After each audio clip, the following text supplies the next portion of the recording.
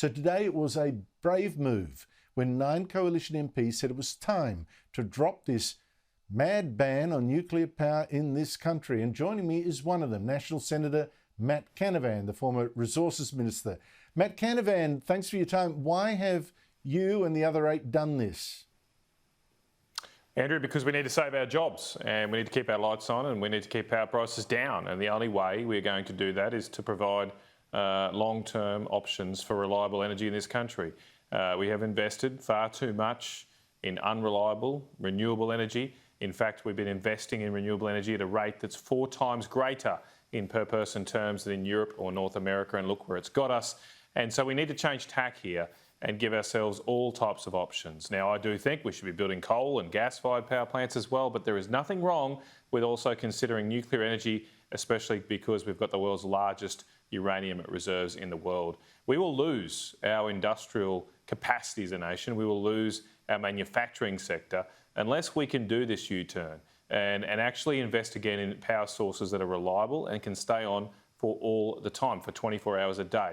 Otherwise, you won't get factories. All our manufacturing jobs will go to China, and given the geopolitical situation we face, that will put our nation at much greater risk. So it's time to speak the truth, Andrew, and we've got to have the courage to speak truth to the Australian people. Yes, nuclear energy is a little bit controversial. Yes, there will be some opposition, but my job here and other senators that I've joined with today is to tell people the truth. And the truth is that renewable energy is not going to cut it, and we need to think of other options. So this is just a first step and a start to try and push this agenda along. There'll be a lot more to do before we actually get to changing this law, removing this ban, and/or one day hopefully building a nuclear energy power station. But every journey starts somewhere, and I'm glad that we've got 9 coalition senators, Liberal National senators, doing this today. It's the largest parliamentary group that have pushed for the overturning of that ban since 24 years ago when it came into effect.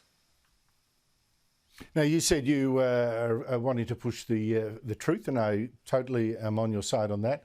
But the Energy Minister, Chris Bowen, today, the guy that's trying to force people to buy electric cars instead, used mockery, ridicule, fear, etc., to counter your argument. He didn't put any good arguments himself, just mocked you in Parliament. Here he is. Hey, put your hand up if you'd like one. Here we go. You get a nuclear power plant and you get a nuclear power plant. So that's a peanut playing to the peanut gallery, playing up people's fears instead of addressing them. But the question does remain, which MP does have the guts to say yes to a nuclear reactor in their electorate? Well, I didn't see that footage. I was in the Senate, but by the sounds of it there, Andrew, there were a number of coalition senators putting their hand up, and the 9 senators I mentioned are all from the Senate. That's where we introduced the bill, but I know there are many coalition members of the House of Reps that would join us too if they could.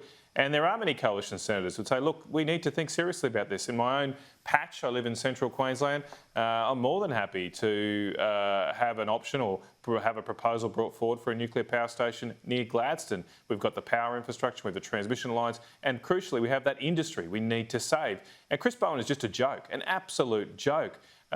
He's spinning his way to an energy disaster in this country. He's just lost the CEO of Snowy Hydro. Indeed, he forced him out because the CEO of Snowy Hydro said, we can't, Chris, add hydrogen to the gas plant at Kurri Kurri we are building at the moment. That would be a disaster.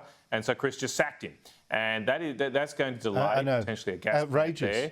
It is a complete and utter disaster and scandal of the highest order. And we need, I'm glad you're focused on this, Andrew, because there's not enough of the Australian media focused on the absolute train wreck in our energy system that is coming. Europe is just a bit of a forecast of the end point that we are on unless we turn this around soon. No doubt. I think it's absolutely frightening that the Energy Minister sacks an expert who says you can't use hydrogen on this plant, just sacks him. I mean, what other advice is he absolutely refusing to listen to because it doesn't suit his political agenda? But can I ask you quickly about a different plan from your home state, Queensland? Premier Annastacia Palaszczuk has tweeted about 5-6 hours ago, by 2035, we won't need coal to power our homes. Queensland will build the biggest pumped hydro in the world. No coal-fired electricity in Queensland by 2035. That's just 13 years from now. Do you believe the Premier? No, I don't. Again, I believe it's more spin, but it is if she is being truthful, it's grossly incompetent given what we can see in Europe. I mean, we just need the Premier to turn the TV on and see what is happening in Germany, in the Netherlands, in Italy, in France, and the United Kingdom. All of those countries have in various ways shut down reliable or not invested in reliable energy options, including Germany shutting down its coal-fired power stations. And so we've tried this. This experiment has failed. Now, at least in the case of Europe, you could be fair to them and say, look, they tried, they were going first, and they didn't really realise the consequences of their actions. But there's no such excuse for the Queensland Labor Party. We can see the real-world outcomes of not investing in reliable energy. And, you know, without being too dramatic here, Andrew, people will die this winter in Europe, tragically, because of the absolute incompetence of their own governments to maintain their own energy supplies. And in my view, you're not exaggerating. As a government, as politicians here, no, I'm not. I mean, sometimes people claim that you are, but that will happen. It will happen because people will not have enough power. And in a cold European winter, that will lead to older people in particular being vulnerable of dying. So think of all of what we've done with COVID to prevent older deaths.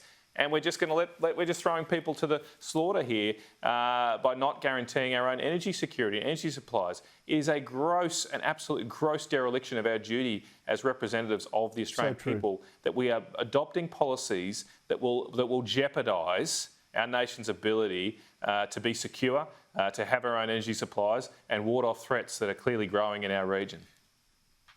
Matt Canavan, so true. We've already had university studies in New South Wales saying that some people simply can't afford to heat their homes. We've also had another study in Melbourne that people were dying of hypothermia in their homes, unheated in winter. Now, what do you think will happen if you double, triple the power price? It's just insane. Matt Canavan, thank you so much for your time.